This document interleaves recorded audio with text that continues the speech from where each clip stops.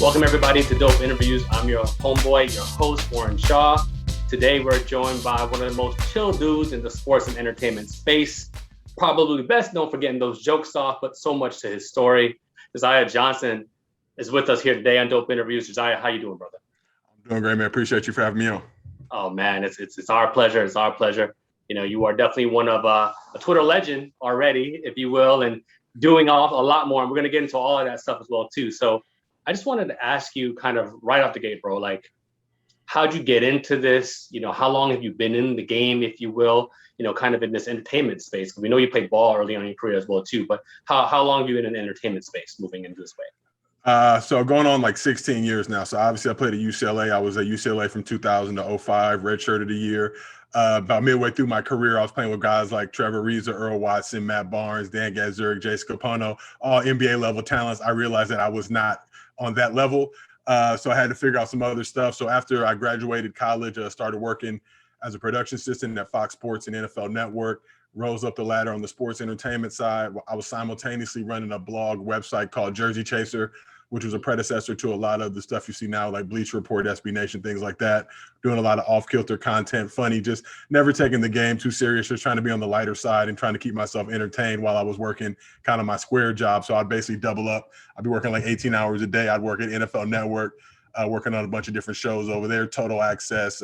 We had a show called Coach Speak that turned into like around the NFL. I don't even know what it's called now anymore, but worked on like 10, 12 different shows there. But after I'd get home from work, I would do a lot of stuff on the website. I'd even be at the office at NFL just between us, candidly on the work computers, getting off blogs and getting stories off and just immersing myself just in the world and the culture. And I go back and look at that stuff, 14, 15 years ago, and a lot of it wasn't well written, but it helped really lay the foundation for the seeds that I have now. But did a bunch of stuff there. Then from there was producing a show with Jim Rome called Jim Rome on Showtime, which was kind of like his version of like Real Time with Bill Maher, but all sports themed. From that, I kind of learned the social side of it. And now all those things kind of clump together to make me the person that you see now, the stuff that I do now on Twitter and various social platforms. So just had a pretty interesting life kind of on the creative professional side, but all that's helped mold me into the person I am today. Man, yeah, that it's quite the journey, right? Yeah. So do you remember like the first job, right? And just like you said, trust me, we've all been there doing some of the stuff, our side hustles, on the work computer. There's still a lot of that going on. Always. IT isn't quite what it is now. So back then you get a lot of stuff off and didn't have to worry about the IP address and all that stuff. Kind of, nowadays you get that stuff going on. You hearing from HR, you having meetings and all that type of good stuff. But my first job out of college was at Fox Sports. So I remember Pico Lot, fifth floor, cutting highlights. And at that point, Fox had a bunch of regional stations. So we would essentially show up to work and you didn't know what you were doing. It might be some NASCAR, it might be some hockey, might be some NBA if you were lucky, college basketball, a little bit of everything, but it was kind of just got thrown in the fire and learned that stuff. And it's interesting because a lot of people I was working with then, people like Sarah Spain, who's gone on to become a legend over at ESPN, Carissa Thompson, I remember they brought her in. She was doing on-air stuff, but they wanted to teach her how to do highlights. So she was around there, but just a really unique crew and team of people. And we just grinded, man. We would work, 8-9 hour shifts, but I was working on the Fox lot in LA, so I literally would lunch, would go walk to the FAR commissary because they had all the sound stages and all these actors and all these other people. We were kind of off in the cut in the Fox Sports area of it all, but just being in that world and being able to gain entry onto the Fox lot, which I'd always driven by as a kid and wondered what went on in there, to actually be a part of that was a cool situation. Then my first full-time job was at NFL Network. I started there as a PA as well, working a couple of days a week, logging press conference, man. And that was it was such a grueling, exhausting. I would show up at 8 a.m. and go to like 5 p.m. and I would literally just hand log press conferences all day long. So every coach you could think of back then, it was like Romeo Crennel and Mike Holmgren. I remember like Mike Holmgren was the Seahawks coach at that point. And he was like the last log I had to do every day, but he would talk for like 45 hours straight, go off on all these tangents about when he was a teacher in San Francisco and just all this stuff. But I'd have to log all of it because mixed in there might be some injury report news or something that would be relevant or pertinent to the game.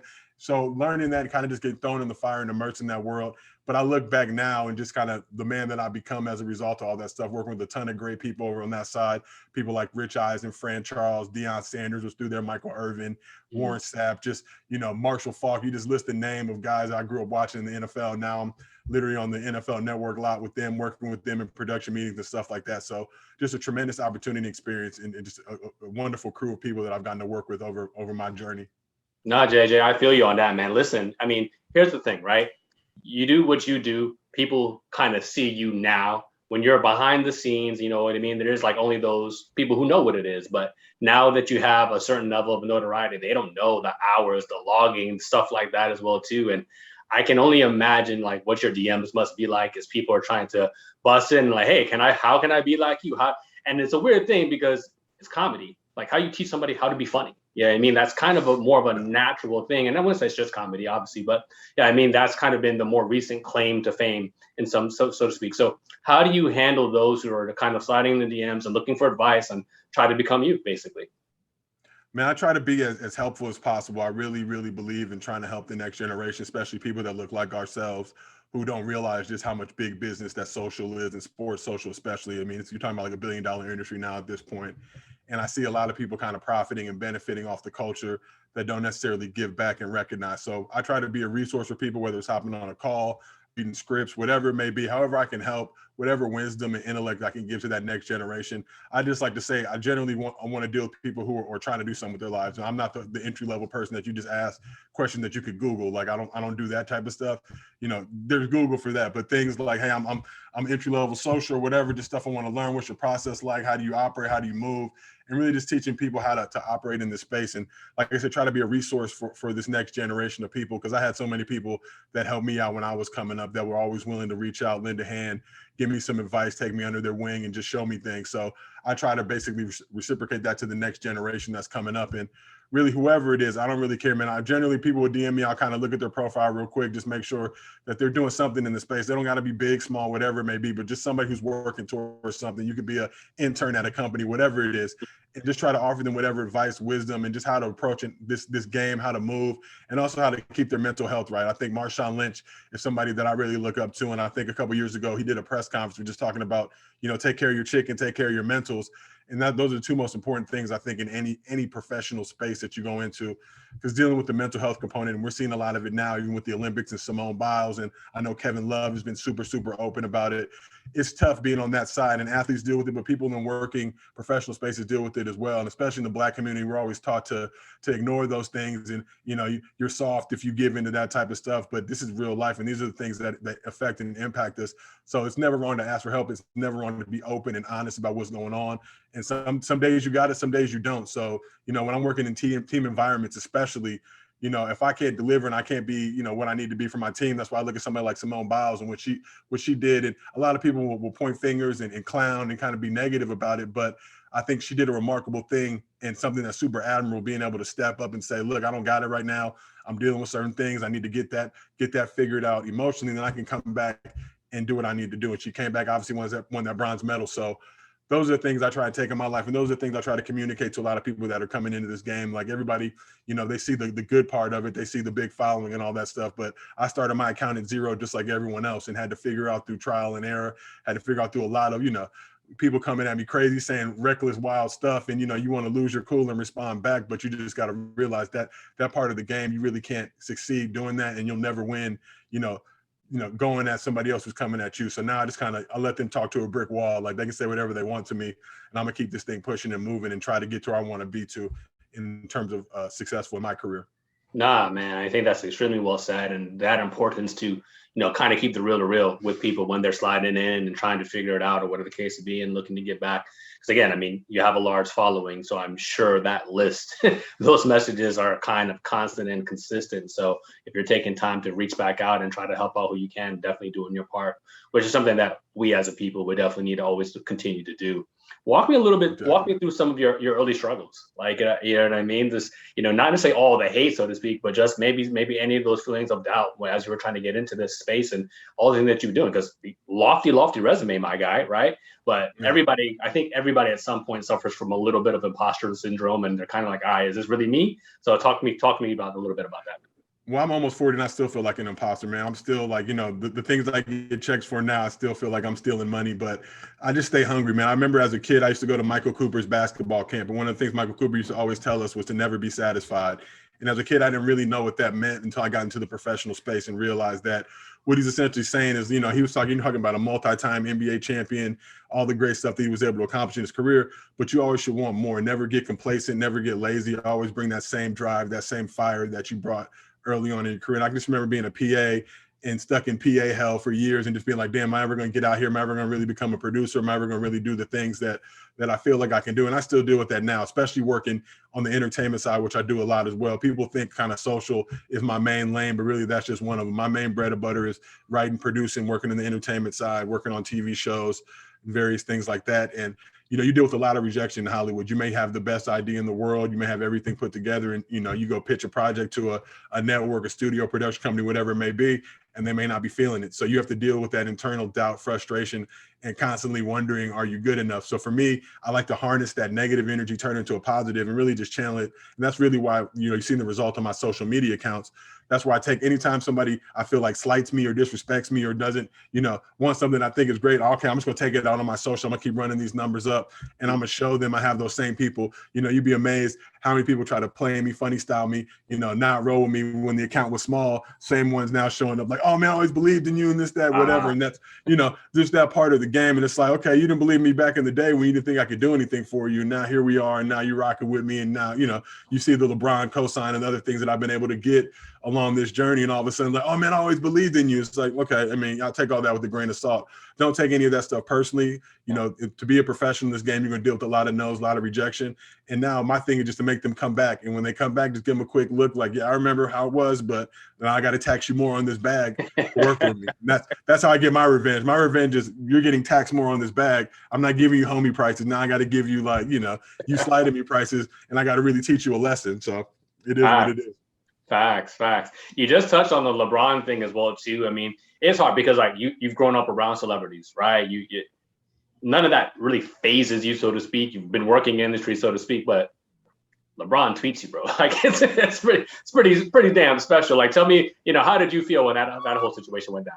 So just to be real with you, like I've been in LA, I grew up in LA, so I've seen a ton of celebrities, but weirdly enough, I have the ultimate level of respect for local newscasters, news anchors. For some reason, I hold them in the highest regard, highest esteem. Like they are my ghosts, my heroes, just for what they're able to do and give them my local news.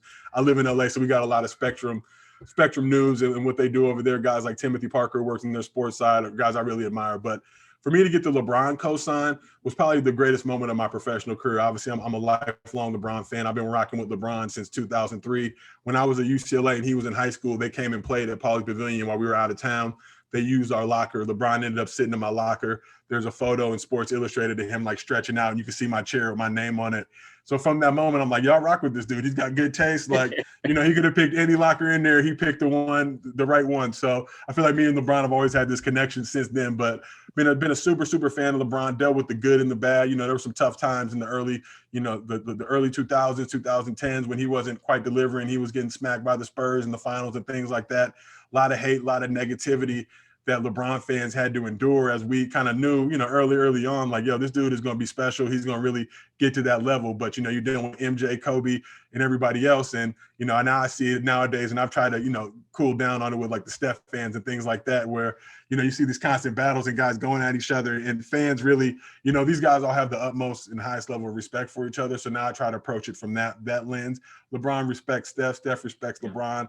You know, you look at the, you know, Kobe, obviously, who passed away, but his last tweet was literally showing respect to LeBron. I believe LeBron had passed him in the all-time scoring list, but it's all about elevating the game. So, you know, when I got that cosign from LeBron, for me, it was like, yo, the price of the brick is going up. I think, you know, at that point, I was just thinking about all the people who've been negative or hate me, and just how sad and salty they must have felt in that moment, the tears just running down their face. You know, I'm sitting here at the house laughing, watching, you know, the Nets game. And from that point, it's really kind of elevated me to another level. And now everybody's like, oh, well, you got the LeBron cosign, so you think you're this and that. It's like, I'm not changing up for anything, man. I'm a regular dude. I'm a family man. I got 2 kids and a wife. I like doing normal square stuff. I enjoy getting old and not being at the club and a lot of the stuff that I used to do when I was younger, and really just grinding and working and just doing stuff to help elevate and get me to where I want to be career-wise. Like, I've had a lot of great mentors in my life, people like Ava DuVernay, people like Michael Starberry, who was the co-creator on Legends of Chamberlain Heights with myself and was also the showrunner on Colin and Black and White, a show that I was able to be a writer and producer on. But people that are always just looking out for me, reaching out, offering positivity, setting a great example. So I want to try and follow that lane. So to get it from LeBron, to have me, I've been saying LeBron's the GOAT for years, and people, been clowning me, blasting me, whatever. So to have LeBron call me the GOAT is like, what else do I need to do? I probably just need to retire from Twitter, because ultimately there's Obama, Oprah, maybe, our Lord and Savior, Jesus Christ, maybe, but, if I get one of those cosigns, that probably is the only thing that'll match this. So, Beyonce, some along, there's like 5 or 6 other people who potentially could co-sign me, but getting the LeBron one, it's like, y'all might just need to shut it down. That's a lot. We're talking with Josiah Johnson. Follow him on Twitter at King Josiah 54, really doing major things in all things entertainment, social media, and the like. So I want to kind of take this to kind of the next conversation into this. How do you go about your process? So we're going to stick to kind of the social media realm right now, right? Because my bro, you are quick, and everyone, I think you always, people, anytime you come out, damn, you're so quick with it. Like, you get that specific tweet a lot, because you have things out there. But what's the research like? You know what I mean? Because there's a lot of great stuff from movies and, entertainment clips and things of that nature. Like, what's your research process like? Or is it just kind of being a bruh and just watching stuff on a regular basis? And it just kind of comes to mind when you're watching stuff. The main piece of advice that I give people, especially people in the younger generation, is watch as much content as possible. I was blessed. We had cable back in the day. My dad played in the NBA, so we had the baller cable. We had a satellite dish where we could literally get like East Coast feeds. So I was watching WGN. I was watching all the, we used to joke around. We would watch the NBC shows, but we'd get the East Coast feed. Then we'd have friends come over. We pretend like we hadn't seen the episode. And then we'd be dropping like I bet such and such about to pop in right here. And they'd be like, oh man, how you know that? It's like, oh, but watching so many movies, TV shows, I used to just immerse myself in that culture, in that world. And that's why I tell a lot of people, it's like, I'm on the older side. You're not going to see me running SpongeBob memes. That's just not my lane. More power to the people that do it. But that's not where I came up. And I came up in the area of John Singleton and Pootie Tang and Chris Rock and everything going on in that space. So DJ Pooh and Ice Cube and just everything they were doing with Fridays and all that type of good stuff. So those are the resources that I just have. And growing up in team environments, being in locker room with players, like back in the day when we didn't have social media, we had to entertain ourselves by dropping movie lines or whatever it may be. We found that connectivity in whatever we were doing. Or if we saw a game, we couldn't tweet about it right away. You had to remember, oh man, you see MJ drop 63 or whatever, you had to talk about that at school the next day or the next couple of days. So really those things would just resonate with you. So I have basically this library built up in my brain, man, that of just stuff that I've seen. So whenever I'm watching stuff, it's like I just see it kind of in meme form, and it'll remind me of a clip or a video or a photo or whatever it may be. So I try to just keep those resources locked and loaded. And, a lot of people look at the meme game and the social game, and I compare it to kind of being like a DJ, right? When you're a DJ working at a club or a house party, whatever it may be, your job is to keep that crowd entertained, keep them moved. You do that by playing tracks. Sometimes you may play a track that you've played before. That just is what it is, right? But I know right around 11:30, I can play this track and the whole club is going to get jumping and get live. And this is the nostalgia and the hot joint, whatever. So I really rely a lot on just nostalgia, creativity. And like I said, when I see something, I'll see it in meme form. And really the years of working on the sports entertainment side, working in highlights, like working in highlights, NFL Network, we would be on the air with shows sometimes. You had the Sunday night game or the Thursday night game or whatever it may be. So you be cutting that highlight while the show is about to start. So as soon as that game hits zeros, you got to run that shot sheet out with all the information on it. You got a guy like Rich Eisen reading it, or a guy like Fran Charles or Darren Horton. It's got to be top notch, right? Because if there's any mistakes on it, now you make your talent look bad. They look bad on the air. Who you think's getting yelled at once they go to commercial break? You know what I'm saying? So you had to have it right, tight, ready to go. So all that stuff kind of just being in those high pressure environments where now when I'm watching a game, I love watching the game because I know that basically everybody's on the equal plane. Like we're all watching this thing at the same exact time. We got to react to whatever goes on. You know what I mean? So when those type of things happen, I really pride myself on everybody just saw something, they're talking about it, or what's the meme form of this, or what's a way that I can get into this conversation or discussion with a piece of content that people are going to really relate to and find humorous.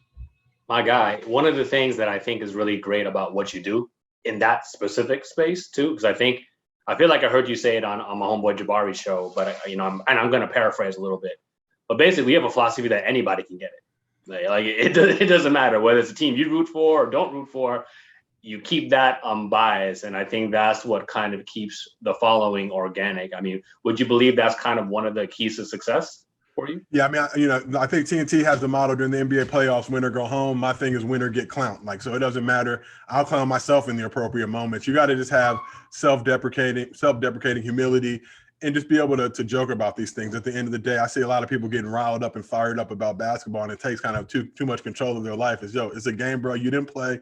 You didn't score any points. I know you're emotionally invested in this situation, but this isn't war. We're in the middle of a pandemic right now. There's a lot of other terrible stuff going on. So I know I'll never really get into those debates about such and such as this and that and PER and how many points is the average and blah, blah, blah.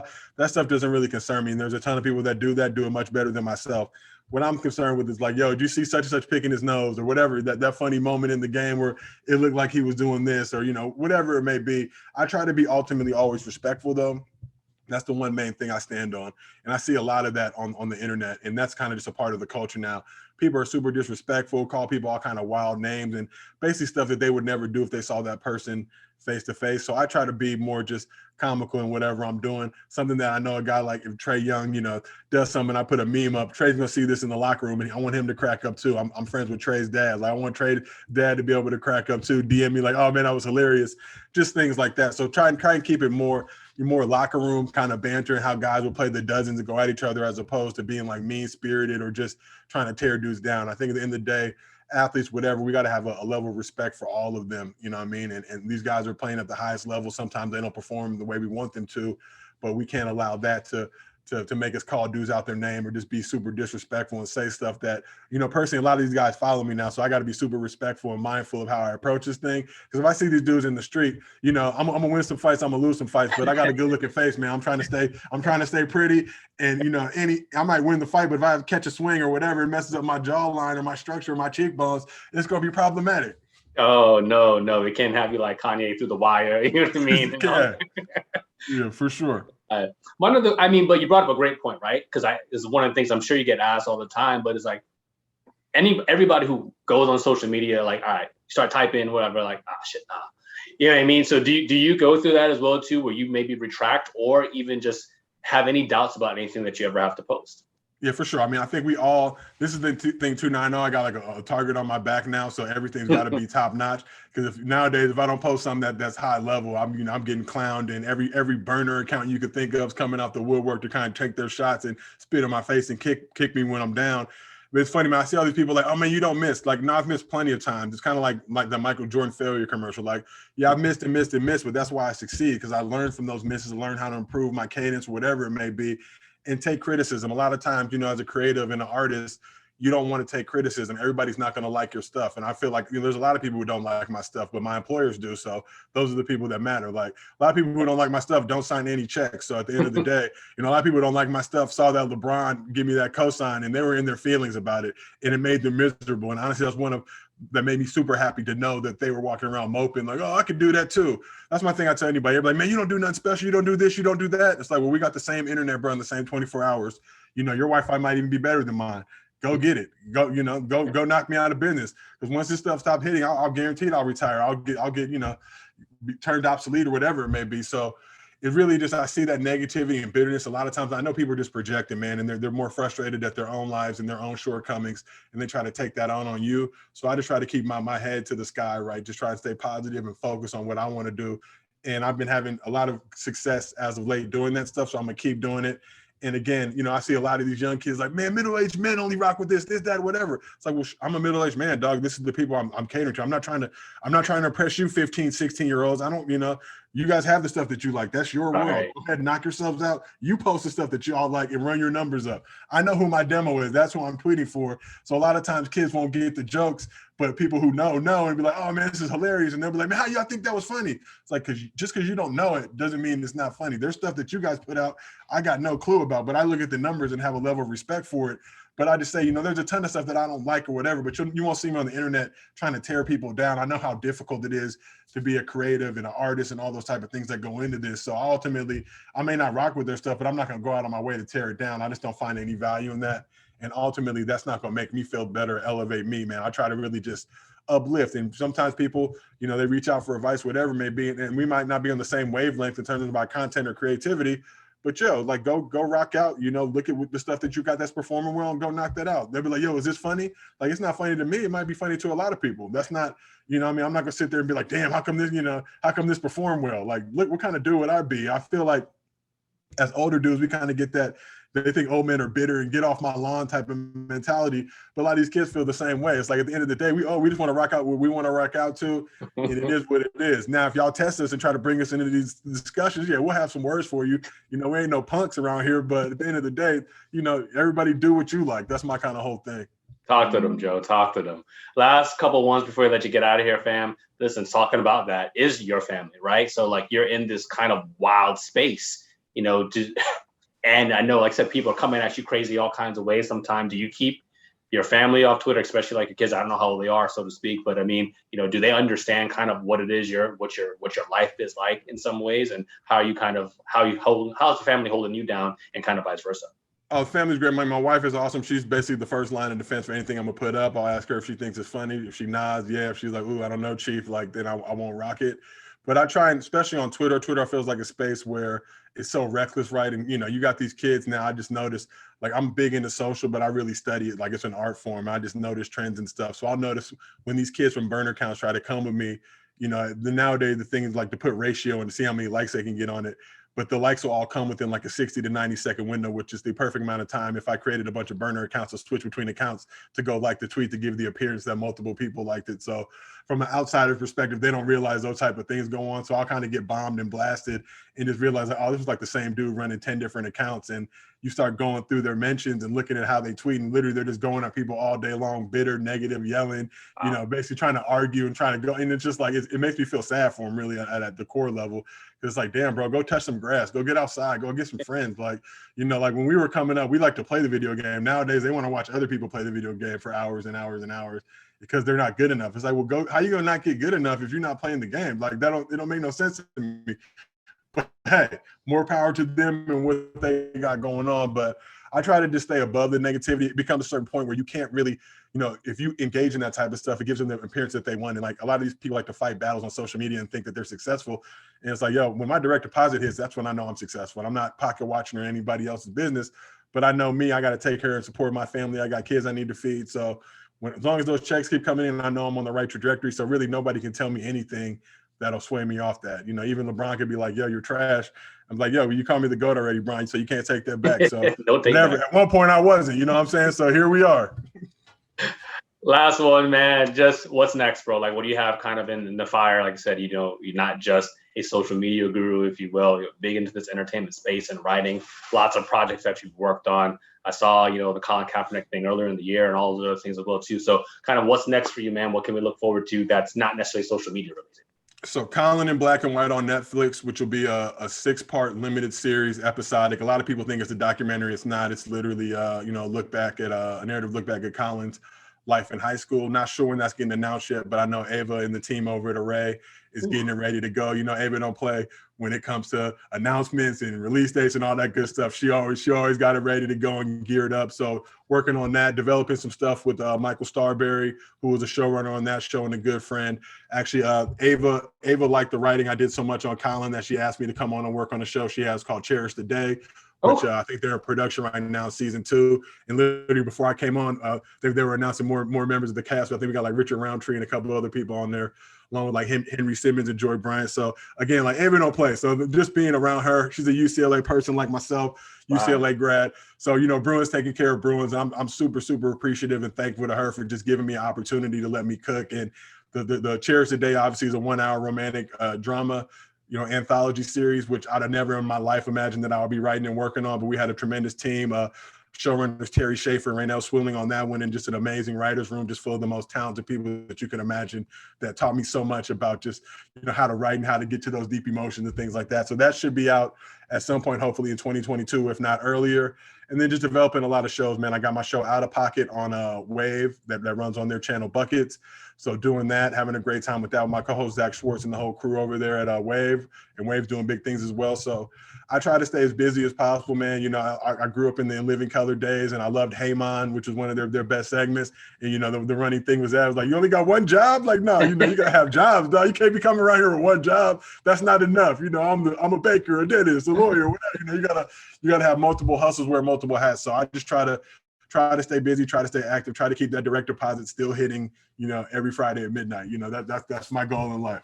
That's the vibe, and I'm Jamaican by blood, so that definitely already hits know me that. a certain type of way. What you doing? One thing? You only got one pot? What you hold up? You have more. I know before we jumped on, you was like, yo, I just got off the other job. That's what I like to hear. We're always like working, doing other things and passion projects and all that type of stuff. But I definitely respect what you got going on too, man. I really appreciate you having me on this show, man. Nah, the pleasure is all mine, and I think the listeners are definitely going to enjoy this. That's all the time we've got, family. Make sure to rate, review, subscribe. Hit me up at Dope Interviews, Dope_interviews, or of course on regular Twitter at Shaw Sports NBA. Make sure you follow my man at King Josiah 54. He's doing it big in all outlets out there. Again, don't box my dude in. This is not just a social media Twitter thing. This is an entertainment thing, a lifestyle, culture thing. I need them bags. If you got bags for me, let me know. As long as they're fluffy and sufficient. All right, don't come with the mediocre bag. You got to come with the full nice one, the fluffy. The fluffy. I love it. This has been Dope Interviews. Thank you so much for joining us. We'll definitely catch up with y'all next time.